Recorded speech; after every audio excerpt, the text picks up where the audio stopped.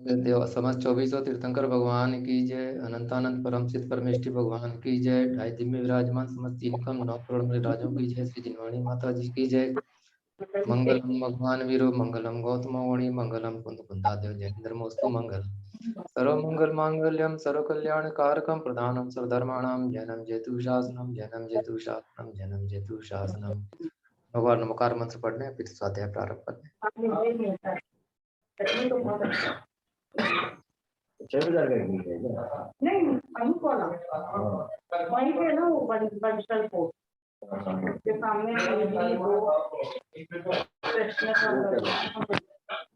उनको कौन खाता है?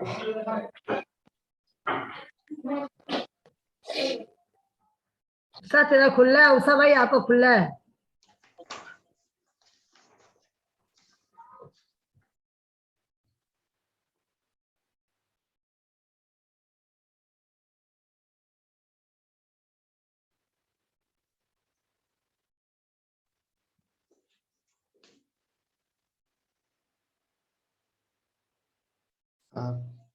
कल हम लोग का सासाधन गुण स्थान का चल रहा था पेज नंबर 23 में। वो गुण स्थान प्रवेशिका का 23 नंबर पेज से प्रारंभ कर लीजिए। जी जी जी, तीसरे नंबर का प्रश्न पढ़ना है, तीसरे नंबर। हाँ हाँ तीसरे नंबर का, ठीक बात है। तो आप ही दीदी आप ही पढ़ लो। जी जी, प्रणाम सभी को सादर जय जिनेन्द्र। इस गुण यानी सासाधन गुणस्थान की बात चल रही है। इस गुणस्थान से कहाँ जा सकते हैं? इस गुणस्थान से प्रथम गुणस्थान में जा सकते हैं। सासाधन गुणस्थान में कहाँ से आ सकते हैं? ये महत्व की बात है कि सासाधन गुणस्थान में हम कहाँ से आ सकते हैं। तो यहाँ बता रहे हैं, प्रमत्त विरत गुणस्थानवर्ती मुनिराज अपने परिणामों से गिरकर सासाधन गुणस्थान में आ सकते हैं। देश विरत गुणस्थान से सासाधन गुणस्थान में आ सकते हैं। अविरति सम्यक दृष्टि गुणस्थान से सासाधन गुणस्थान में आ सकते हैं। यानी यहाँ कहने का आशय यह है कि छठे गुणस्थान से, पांचवें गुणस्थान से और चौथे गुणस्थान से जीव सासाधन गुणस्थान में आ सकता है। समझाइए भाई साहब, और कोई कुछ पूछे तो बताइए आप। इसमें लिखा हुआ है स्पष्ट कि चौथे पांचवें छठे से ही होगा। तो भाई प्रथमोपशम वाले तो ठीक है, सातवें से छठे में चले जाएंगे। फिर तो द्वितीयोपशम में जो बोला गया, तो द्वितीयोपशम में तो उनकी श्रेणी तो फिर 8वें गुणस्थान से 7वें में आते ही तो उनकी श्रेणी तो हट जाती है। फिर तो द्वितीयोपशम कैसे घटित होगा? मतलब एक बार मांडा था उस हिसाब से पूर्व की अपेक्षा माने क्या कि द्वितीयोपशम वाले जो नीचे उतर गए वही नीचे उतरेंगे? मुझे ऐसा लग नहीं रहा है कि द्वितीयोपशम वाले गिरते होंगे। देखिए वो तो गिरते तो फिर वो वैसे गिरेंगे ना भाई साहब, वो तो उपशम श्रेणी से ही गिरेंगे। हाँ उपशम श्रेणी से गिरेंगे। हाँ, वो तो उपशम यानी 11वें गुणस्थान से ही गिरेंगे तो। अच्छा, गिरते और गिरते 8वें वो गुणस्थान में वो मरण की अपेक्षा से आया था ना, है ना? अच्छा, गिरते गिरते वो छठे में आ जाएंगे तो हो सकता है छठे से सीधे दूसरे में चले जाएं। अगर पांचवें में आ गए तो पांचवें से या चौथे में। हाँ ठीक ठीक है, ठीक, आगे बढ़िए। सासाधन गुणस्थान का काल कितना है? सासाधन गुणस्थान का काल बता रहे हैं यहाँ। जघन्य काल क्या है? इस गुणस्थान का जघन्य काल एक समय है, अर्थात कोई औपशमिक सम्यक दृष्टि जीव चौथे पांचवें छठे गुणस्थान से दूसरे गुणस्थान में आवे और कम से कम एक समय द्वितीय गुणस्थान में रहे, पश्चात प्रथम गुणस्थान में पहुंच जावे, तो यह सासाधन गुणस्थान का जघन्य काल कहलाता है। जैसे इस गुणस्थान का काल इन्होंने जघन्य रूप से बताया एक समय। तो कोई अगर औपशमिक सम्यक दृष्टि जीव है और वो चौथे पांचवें और छठे गुणस्थान से दूसरे गुणस्थान में आ रहा है, तो कम से कम एक समय वो कहाँ रहेगा? द्वितीय गुणस्थान में पहुंच जाएगा। और नहीं, एक समय द्वितीय गुणस्थान में रहेगा और फिर पश्चात वो प्रथम गुणस्थान में पहुंच जाएगा। तो यह सासाधन गुणस्थान का कितना काल रहेगा? ये जघन्य काल कहलाता है। और कोई कुछ समझाना चाहे तो समझाइए। फिर इसका उत्कृष्ट काल देखते हैं, है ना? जघन्य काल तो एक समय ही बताया है।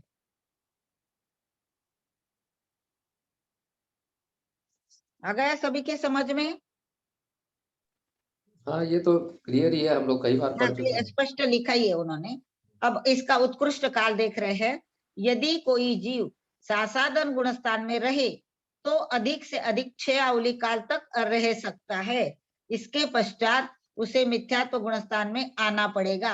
6 अवली काल सासादन गुणस्थान का उत्कृष्ट काल है, यानी कम से कम एक समय रहेगा वो, या अधिक से अधिक रहेगा तो 6 अवली काल तक वह इस गुणस्थान में रह सकता है, और इसके बाद नियम से वह गिर के प्रथम गुणस्थान को प्राप्त कर लेगा, है ना। ऐसा ही अर्थ है इसका, ठीक है। हाँ जी ठीक है। तो 6ठे नंबर का प्रश्न पढ़ रहे हैं। सासादन गुणस्थानवर्ती जीव के कितने भेद है? सासादन गुणस्थानवर्ती जो जीव है उसके भेद यहाँ गिना रहे हैं। प्रथमोपशम च्युत सासादन सम्यक दृष्टि, यानी प्रथमोपशम सम्यक्त्व से जो च्युत हो गया है ऐसा सासादन सम्यक दृष्टि। द्वितीयोपशम च्युत सासादन सम्यक दृष्टि, यानी देखिए भाई साहब यहाँ द्वितीयोपशम से भी च्युत हुआ है ऐसा सासादन सम्यक दृष्टि। और विग्रह गति प्राप्त सासादन सम्यक दृष्टि। ये 3 भेद बताए और आगे देख रही हूँ। नहीं, इतने 3 ही भेद किए इन्होंने। तो एक तो प्रथमोपशमच्युत सासादन सम्यक दृष्टि और द्वितीयोपशमच्युत सासादन सम्यक दृष्टि किसको लेंगे? वही लेंगे कि जो गिर रहा है 11वें गुणस्थान से। हाँ वही होगा, लेकिन उसे नियम से छठे में पहुंचना पड़ेगा, क्योंकि इसमें लिख दिया हाँ। कि छठे, पांचवें, चौथे से ही पहुंच सकते हैं सासाधन में, तो वो भी जी। छठे में आके ही डायरेक्ट आ सकता है, लेकिन उसको छठे में तो आना ही पड़ेगा। हाँ, गिरना क्रम से ही होगा ना भाई साहब, गिरना हाँ क्रम से ही होगा, है ना। हाँ मतलब हाँ छठे के बाद डायरेक्ट आ सकता है कहने का मतलब, लेकिन 6 तक तो आना ही पड़ेगा उसे। हाँ। और कोई कुछ कहना चाहे तो जरूर कहिए। ये तीनों का आगे सारा क्लियर किया है 7वें, 8वें, 9वें प्रश्न में, उसको पढ़ दीजिए तो बताया क्लियर गया। है। जी जी। और विग्रह गति से प्राप्त सासादन सम्यक दृष्टि, ये तीसरा भेद भी बताया। आगे शायद आ रहा है बोल रहे भाई साहब, तो आगे पढ़ ले। और कोई पढ़ना चाहे तो पढ़िए। पढ़ रहा है कोई? आप पढ़िए, किसी को होगा तो बीच में बोल देंगे अगर किसी के भाव जी होंगे जी तो। आप तब पढ़ तक रही हूँ। पढ़ते। हाँ, प्रथमोपशमच्युत सासादन सम्यक दृष्टि किसे कहते हैं? जो पहला भेद बताया था ना उन्होंने, तो उसका यह स्पष्टीकरण कर रहे हैं। जो जीव प्रथमोपशम सम्यक्त्व से च्युत होकर सासादन गुणस्थान में पहुंचते हैं वे प्रथमोपशमच्युत सासादन सम्यक दृष्टि कहलाते हैं। यानी स्पष्ट यही दिया उन्होंने कि जो प्रथमोपशम सम्यक्त्व से च्युत हो गया है और सासादन गुणस्थान में पहुंच गया है उसे कहेंगे अपन प्रथमोपशमच्युत सासादन सम्यक दृष्टि। उन्होंने जो है वही बताया, कोई विशेष ऐसी बात यहाँ नहीं लिखी है उन्होंने। अब द्वितीयोपशमच्युत सासादन सम्यक दृष्टि किसे कहते हैं? जो जीव द्वितीयोपशम सम्यक्त्व से च्युत होकर सासादन गुणस्थान में पहुंचते हैं वे द्वितीयोपशम सम्यक्त्वच्युत सासादन सम्यक दृष्टि कहलाते हैं। यानी यही है, जो प्रथमोपशम सम्यक्त्व से च्युत हो गया और सासादन गुणस्थान में पहुंच गया वो प्रथमोपशम च्युत सासादन सम्यक दृष्टि, और जो द्वितीयोपशम से हो गया च्युत वो द्वितीयोपशम च्युत सासादन सम्यक दृष्टि, ऐसा इन्होंने बताया। अब विग्रह गति प्राप्त सासादन सम्यक दृष्टि किसे कहते हैं? यदि किसी सासादन सम्यक दृष्टि का मरण हो गया, सासादन सम्यक दृष्टि का मरण हो गया सासादन गुणस्थान के साथ, वह जितने समय तक विग्रह गति में है तब तक वह विग्रह गति प्राप्त सासादन सम्यक दृष्टि कहलाता है। इन्होंने कहा है कि कोई सासादन सम्यक दृष्टि जीव है और उसका मरण हो गया उसी गुणस्थान में, तो वह जितने समय तक विग्रह गति में रहेगा उतने समय तक विग्रह गति प्राप्त सासादन सम्यक दृष्टि कहलाएगा, है ना। ठीक है ना, सब आ गया समझ में?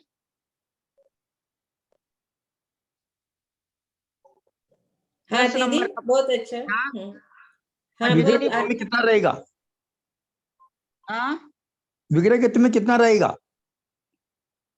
और अपना विग्रह गति का है ना, एकम दो त्रीनवान आहार कहा, 1 2 3 समय से अधिक नहीं रहेगा ना, आहार हो ही जाएगा। हाँ तो 3 समय तक ही रहा ना फिर वो। हाँ हाँ, उतने समय तक वो क्या कहलाएगा? विग्रह गति प्राप्त सासादन सम्यक दृष्टि।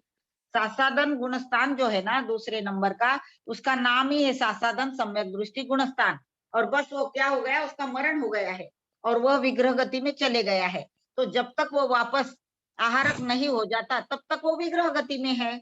ऐसा ही लेंगे ना भाई साहब? और कोई समझाना चाहे तो अवश्य समझाइए।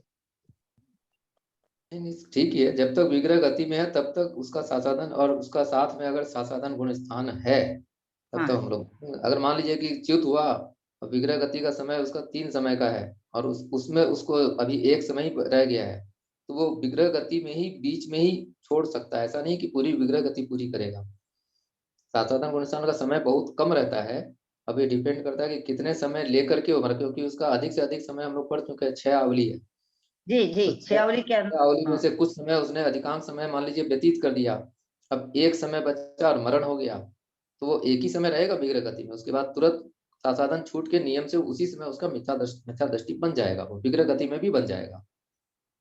जी ऐसा नहीं जी, कि पूरे 3 समय तक रहेगा, 3 समय तक भी रह क्योंकि सकता उसका है। समय ही कम है ना। हाँ, और आगे भी साधारण समय भी गुणस्थान रह का सकता है, समय ही लेकिन कम है। हाँ, ललिता दीदी ने बताया था कि वो पर्याप्ति पूरी नहीं कर पाएगा। जी पर्याप्ति पूरी करने के पहले उसका गुण स्थान मिथ्या मिथ्या दर्शन हो जाएगा। हाँ। तो इस सासाधन गुण सासा- स्थान में 6 अवली उत्कृष्ट जो बताया वो कैसे घटेगा?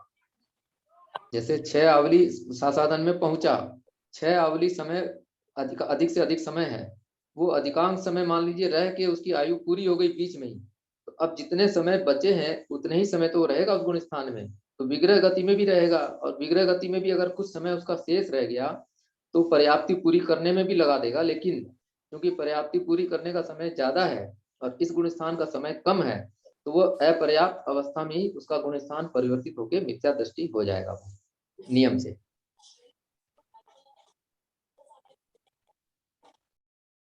तो 6 अवली जो रहेगा वो 6 अवली किस स्थिति में रहेगा? वो 6 आवली हो सकता है कि उसको 6 आवली रहना था और एक समय में ही वो उसका मरण हो गया, तो बाकी जितने समय बचे थे उसमें विग्रह गति का समय और पर्याप्ति पूरी करने का समय उसमें जोड़ेंगे, लेकिन पर्याप्ति पूरी करने में समय ज्यादा लगते हैं, इसलिए अपर्याप्त अवस्था में ही उसका नियम से गुण स्थान परिवर्तित हो जाएगा। 6 अवली भी अपर्याप्त स्थिति में रहेगा है, उससे अधिक तो रहेगा नहीं, उसके बाद नियम से उसका मिथ्या दृष्टि बनना ही है। तो यहाँ पर विग्रह गति की अपेक्षा कहा गया है कि विग्रह गति में वो पूरे 3 समय भी रह सकता है और पूरा, और या एक समय भी रह सकता है। कहने का मतलब अगर एक समय भी रहा तो बोलेंगे विग्रह गति प्राप्त साधन, उसको बोल सकते हैं। बस कहने का मतलब यहाँ इतना ही है। हाँ, एक समय के लिए भी वो आ गया विग्रह गति में, तो भी अपन उसको विग्रह गति प्राप्त सासाधन कह ही सकते हैं। और फिर वो कब मिथ्यात्म में जाएगा और कितना समय शेष था ये नहीं बता सकते ना अपन, क्योंकि 6 आवली बहुत कम समय है और विग्रह गति के जो उसकी पर्याप्तियां पूर्ण होने का समय तो एक अंतर मुहूर्त है। 6 की 6 पर्याप्तियां पूर्ण होने में एक अंतर मुहूर्त लग सकता है, लगेगा, तो उसके पहले ही वो मिथ्यात्व में आ सकता है। अब वो कितने आएगा समय, ही, आएगा ही, आएगा नियम से आएगा। विग्रह गति का समय ये निश्चित नहीं है कि उसका मरण कब हुआ, ये उसके ऊपर है, उससे मरण। हाँ विग्रह गति में तीनों समय भी वो सासाधन में रह सकता है, लेकिन हाँ हाँ पर्याप्ति हाँ जब पूरी करने लगेगा तो पर्याप्ति पूरी करने का समय उसके बाद ज्यादा लगता है और इसका गुण स्थान का काल बहुत कम है, तो इसलिए नियम से वो पर्याप्तियां पूरी नहीं कर पाएगा, बीच में ही उसका गुण स्थान परिवर्तित हो जाएगा जी। और नियम से मिथ्या दृष्टि बन जाएगा अपर्याप्त अवस्था में ही। ठीक है, 10वें नंबर का प्रश्न, सासाधन गुणस्थान में मिथ्यात्व का उदय नहीं है और वह सम्यक्त्व से भी च्युत हो गया है, इसे समझाना है अपने को। जैसे कोई रत्न पर्वत से गिरा और अभी भूमि पर नहीं पहुंचा, बीच में ही है, ऐसे ही जो जीव सम्यक्त्व रूपी पर्वत से तो गिर गए है और मिथ्यात्व रूपी भूमि पर नहीं पहुंचा है, वह सासाधन गुणस्थान वाला जीव कहलाता है। यहाँ यही बताया है कि जैसे कोई पर्वत से तो गिरा है रत्न या कोई जीव, तो परंतु वो गिरा तो है, यानी सम्यक्त्व से च्युत तो हो गया है, परंतु मिथ्यात्व रूपी भूमि को अभी उसने स्पर्श नहीं किया है। वह जीव कौन कहलाएगा? सासाधन गुणस्थान वाला जीव, यानी पर्वत से गिरने का समय और भूमि पर स्पर्श करने का समय, इसके बीच वाला जो काल है ना, वो सासाधन गुणस्थान है। ठीक है,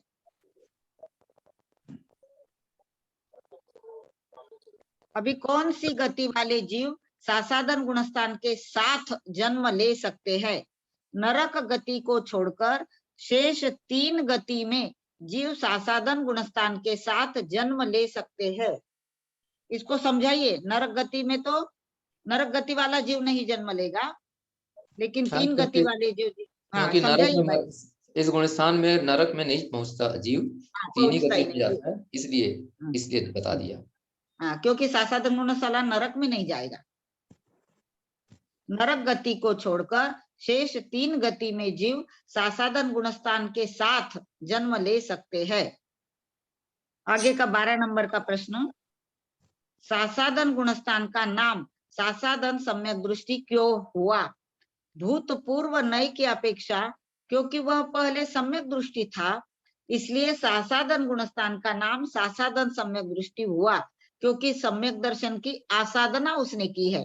भूतपूर्व नय की अपेक्षा से कहा कि पहले तो वह सम्यक दृष्टि था, लेकिन अभी यहाँ क्या हुआ है कि सम्यक दर्शन की असाधना हो गई है, इसलिए उसका नाम मात्र रख दिया है सासादन सम्यक दृष्टि।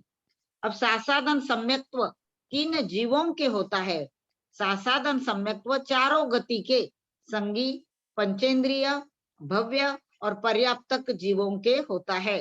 क्योंकि सम्यक्त्व प्राप्त वही कर सकेंगे ना कि जो संगी है, पंचेंद्रिय है, भव्य है, पर्याप्तक जीव है, उन्हीं के यह गुणस्थान होगा। क्योंकि सम्यक्त्व भी वही प्राप्त करेंगे और सम्यक्त्व से भी वही गिरेंगे अगर गिरना है तो, इसलिए उन्हीं को प्राप्त होगा। ठीक है ना? सासादन गुणस्थान किसे प्राप्त होता है? सासादन गुणस्थान औपशमिक सम्यक दृष्टि को प्राप्त होता है, अन्य सम्यक दृष्टि को नहीं। समझाइए इसको। सासादन गुणस्थान अनंतानुबंधी के उदय से ही होता है, और अनंतानुबंधी का उदय सिर्फ औपशमिक सम्यक दृष्टि को ही पहले, बाकी पहुंचने के बाद उसका उदय आएगा। और यहाँ पर अनंतानुबंधी का उदय पहले आ सकता है और पाएगा तो उसके बाद वो नियम से साथ में गिरेंगे, तो इसलिए उसको पहले उदय आ जाता है। तो ऐसे पहले उदय आने वाले जीव सिर्फ औपशमिक सम्यक दृष्टि होते हैं, इसलिए ये गुणस्थान सिर्फ औपशमिक सम्यक दृष्टि को ही प्राप्त होता है, औपशमिक वाले को नहीं होता। क्योंकि औपशमिक सम्यक दर्शन का काल भी बहुत छोटा है ना भाई साहब, ऐसा लेंगे? नहीं, काल तो छोटा नहीं है, काल तो छायोक्षमिक का भी सम्यक अंतर्मूर्त है और इसका भी अंतर्मूर्त है। इसका तो जघन्य और उत्कृष्ट दोनों ही अंतर्मूर्त है, और छायोक्षमिक का तो अंतर्मूर्त के अलावा हम लोग पढ़ चुके हैं 66 सागर है, लेकिन काल की अपेक्षा नहीं बोलेंगे।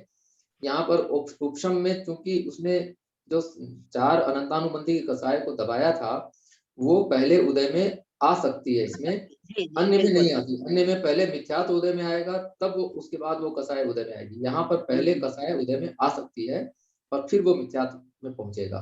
इतना ही फर्क है औपशमिक सम्यक दृष्टि। जितना मैंने समझा है ललिता दीदी से, बाकी और उनकी क्लास तो करने वाले पहले से बहुत हैं, कोई है तो और इसको स्पष्ट कर सकते। हाँ, और कोई करना चाहे तो कीजिए इसको स्पष्ट। जेटी भाई साहब वगैरह जो भी करना चाहे, त्रिशला दीदी है, मंजू दीदी है।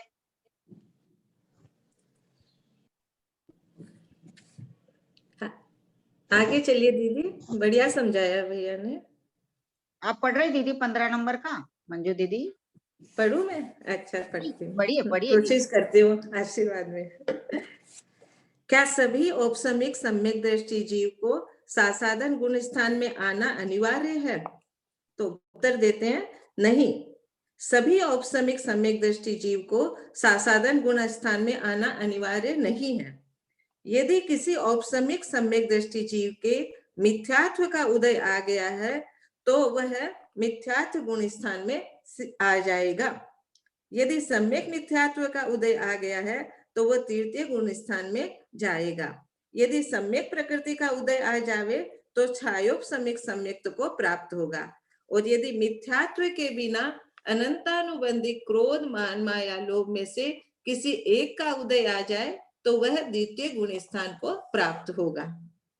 सभी समझ गए? सुंदर, बहुत अच्छा स्पष्टीकरण दे दिया, बहुत अच्छा। हाँ, कि औपशमिक सम्यक दृष्टि जीव सब जगह से, मतलब दूसरे में भी जा सकता है, तीसरे में भी जा सकता है, और यदि नहीं जाए तो वो छायोपशमिक सम्यक दृष्टि भी बन सकता है। जी जी जी, बहुत सुंदर दीदी। इस प्रश्न को एक बार और पढ़ लीजिए दीदी। हाँ, बहुत सुंदर। हाँ, अच्छा क्या लगेगा। सभी औपसमिक सम्यक दृष्टि जीव को सासाधन गुण स्थान में आना अनिवार्य है? तो उत्तर देते हैं नहीं।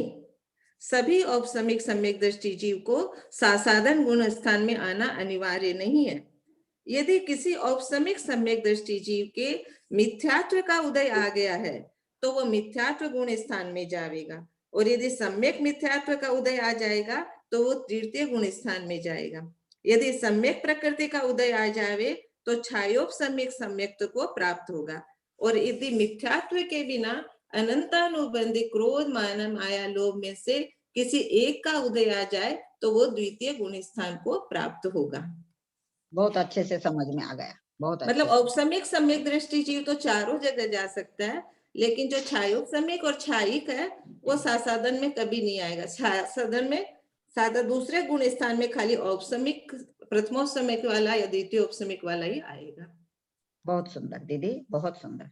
राइट, मैं गलती होगा तो मैं तो ऐसे ही बता रही हूँ। मैं ना पहली बार ही पढ़ रही हूँ दीदी, इससे पहले मैंने कभी ये सब नहीं बहुत पढ़ा अच्छा था। लगे। आ गया कौन सभी से- को समझ में? मंजू दीदी 16 नंबर का प्रश्न पढ़ लीजिए। हाँ, कौन से औपसमिक सम्यक दृष्टि जीव सासाधन गुण स्थान को प्राप्त नहीं होंगे? हाँ, ये आपका बात आई गई आगे, जो आप बोल रहे हो ना वो इसमें समझा ही रहे दीदी। औपसमिक सम्यक्त्व का उत्कृष्ट काल अंतर मुहूर्त है। जिन जीवों ने औपसमिक सम्यक्त्व के साथ अंतर मुहूर्त काल व्यतीत कर दिया है वे जीव द्वितीय गुण स्थान को प्राप्त नहीं होते, सीधे मिथ्यात्व गुण स्थान को प्राप्त होंगे, अथवा सम्यक प्रकृति के उदय आने पर छायोपसमिक सम्यक्त्व को प्राप्त होंगे। क्योंकि जिन जीवों का औपसमिक सम्यक्त्व का जघन्य काल एक समय उत्कृष्ट काल 6 आवली है, क्योंकि जिन जीवों का औपसमिक सम्यक्त्व का जघन्य काल एक समय और उत्कृष्ट काल 6 आवली है वही सासाधन गुण स्थान को प्राप्त होंगे, क्योंकि सासाधन गुण स्थान का काल औपसमिक सम्यक्त्व का काल है। मतलब इसमें बोल रहे हैं कि औपसमिक सम्यक्त्व का काल अंतर मुहूर्त है। यदि किसी जीव ने पूरा अंतर मुहूर्त काल प्रथमोपसम करने के बाद में पूरा अंतर मुहूर्त काल बिता दिया है तब वो सासाधन में नहीं आएगा।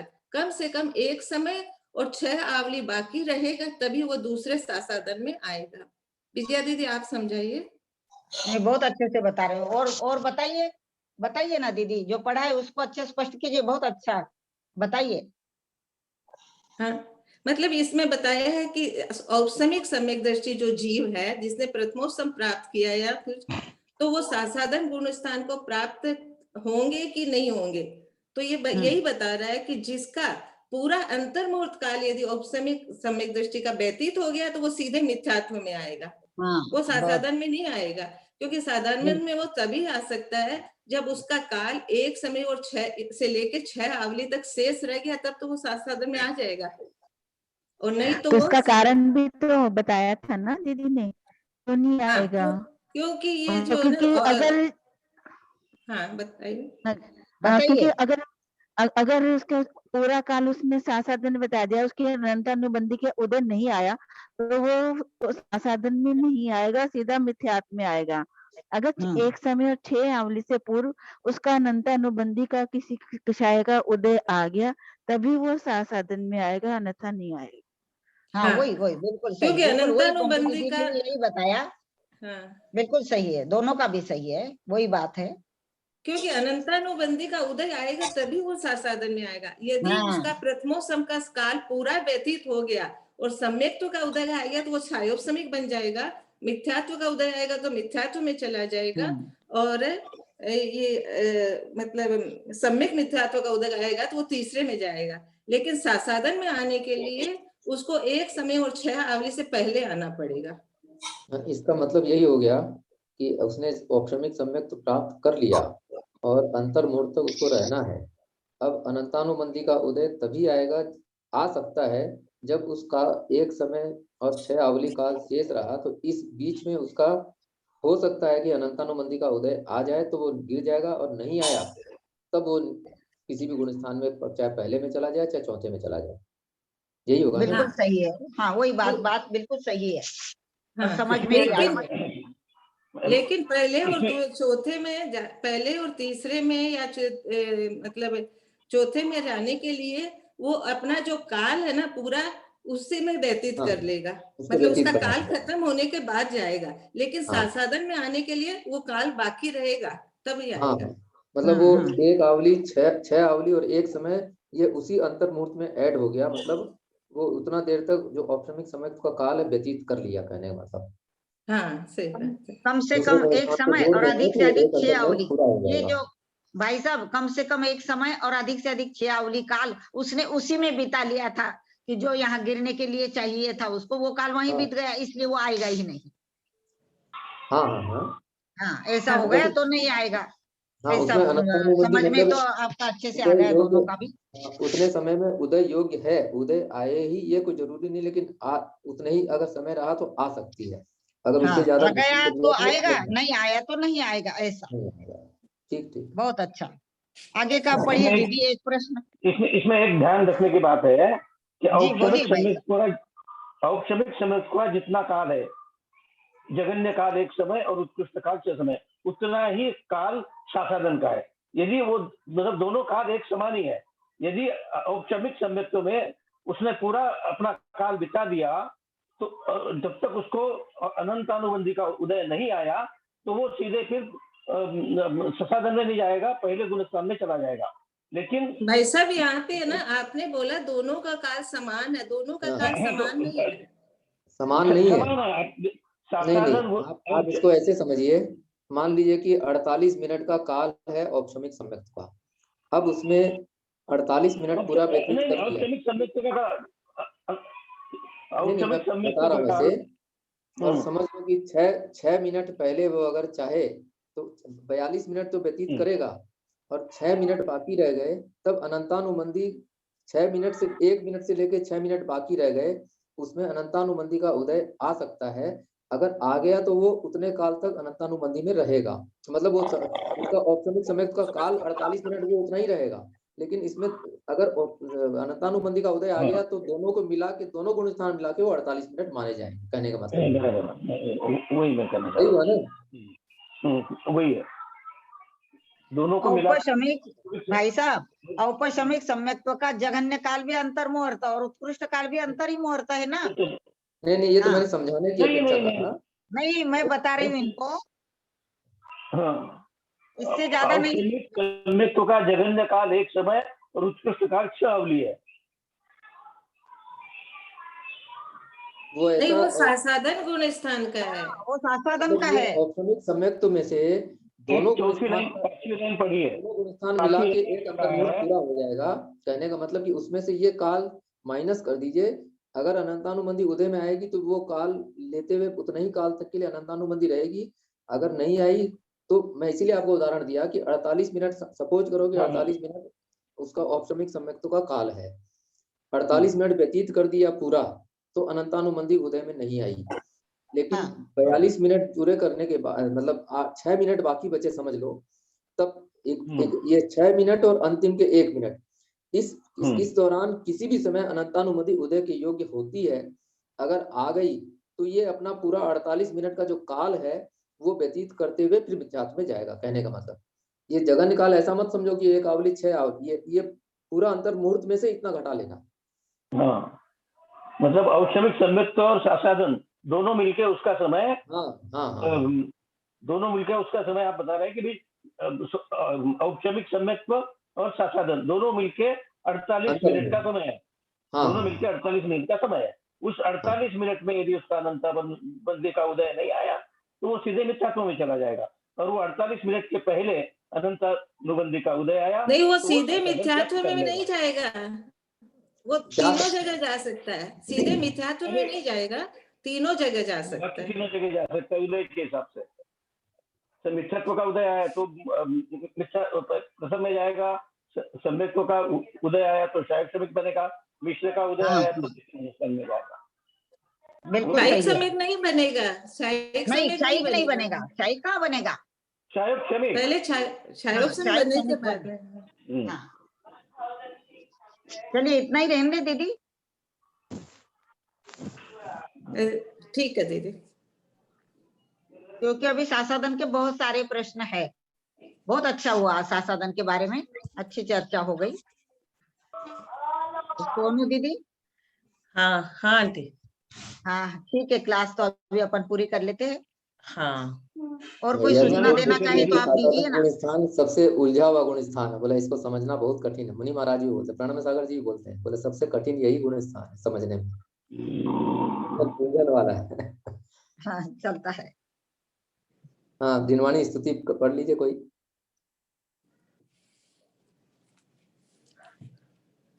यथार्थ मात्रा पदवाक्यहीनं मया प्रमादादि किञ्चिनोक्तं तन्मे क्षमित्वा विदधातु देवी सरस्वती केवल बोधिलब्धि। बोधिः समाधिः परिणाम शुद्धि स्वात्मोपलब्धि शिव सौख्य सिद्धि। चिंतामणि चिंतित वस्तु दान्ये त्वं बंधमानस ममास्तु देवी। जावानी के ज्ञान ते सूझे लोकालोक सोवानी मस्तक चढ़ूं सदा दे तू तो। हे जिनवानी भारती तो ही जपूं दिन रेन जो तेरा शरणा लिया सो पावे सुख चैन। नोवा नमो रिंपन।